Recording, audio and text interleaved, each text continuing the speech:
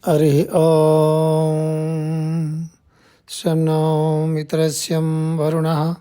Sham no bhavatvariyama. Sham no indro bruhaspatihi. Sham no vishnurukramaha. Namo brahmane. Namaste vayo. Tvameva prachaksham brahmasi.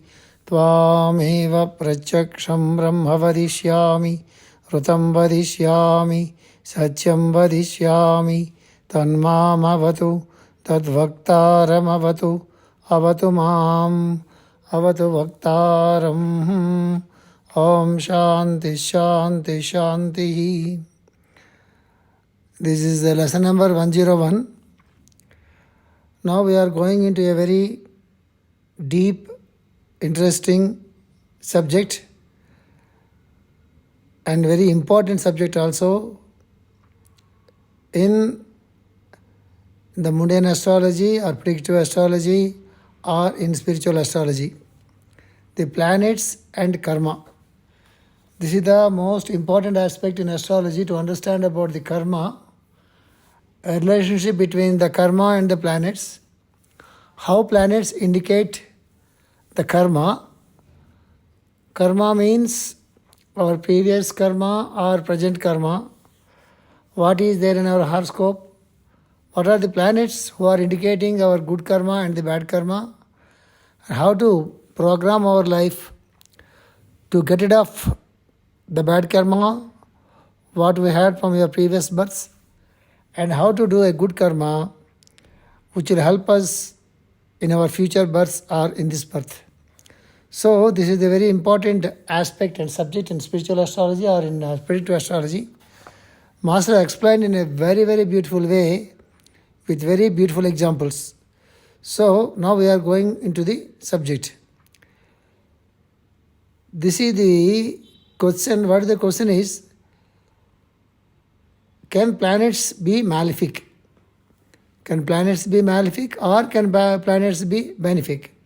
Planets by themselves, they are not malefic, they are not benefic by themselves. The planets who indicates our bad past karma called as malefic planets. The planets who indicates our good past karma called as the benefic planets. That's it.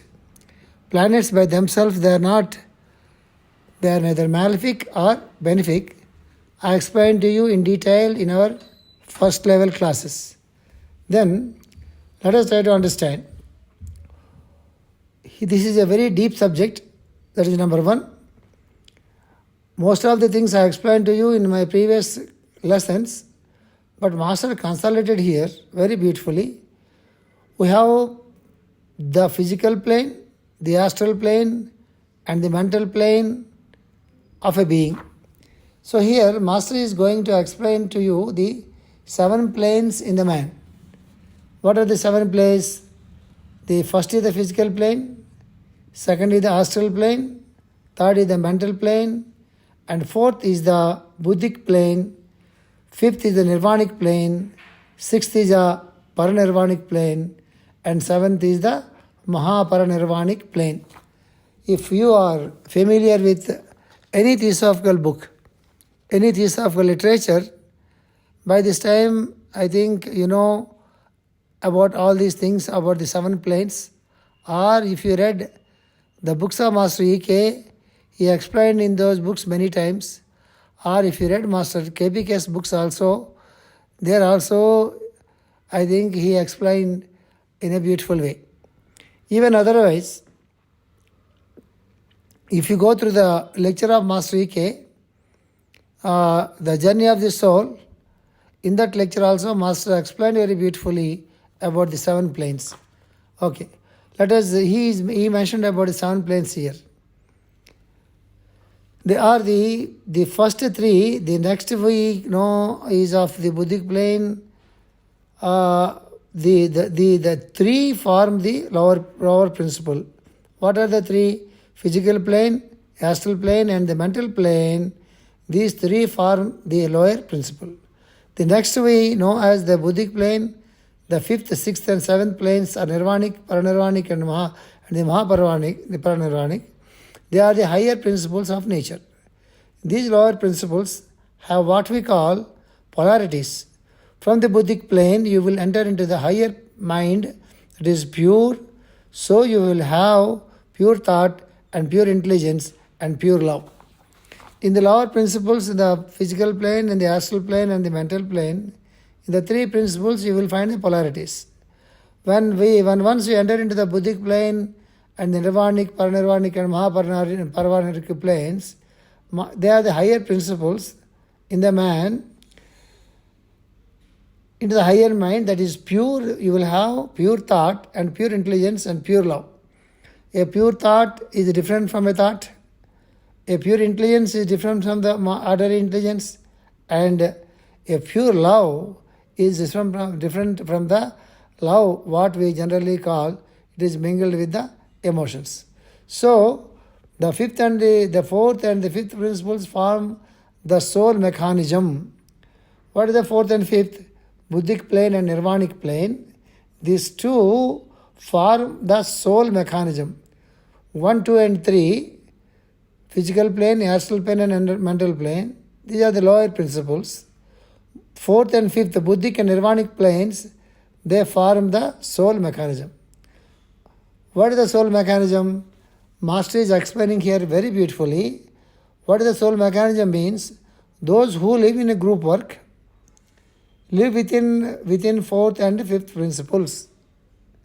So those who are in the group work means they are living in the fourth and fifth principles. What is the group work here? The meaning and the purpose of the group work is, try to understand very clearly. When we are working for ourselves,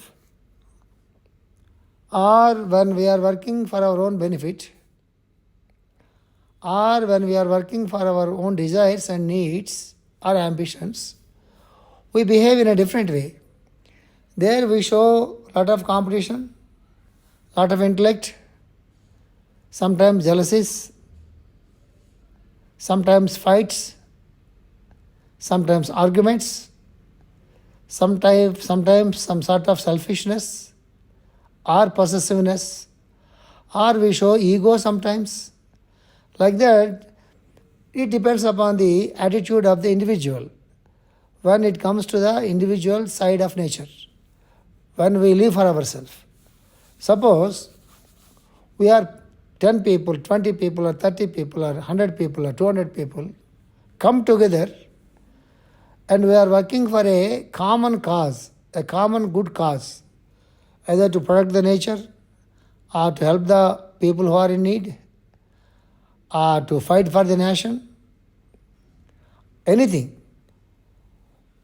When, as a group, when we work collectively for the benefit of either the nature or the nation, whatever it may be, then what we will do?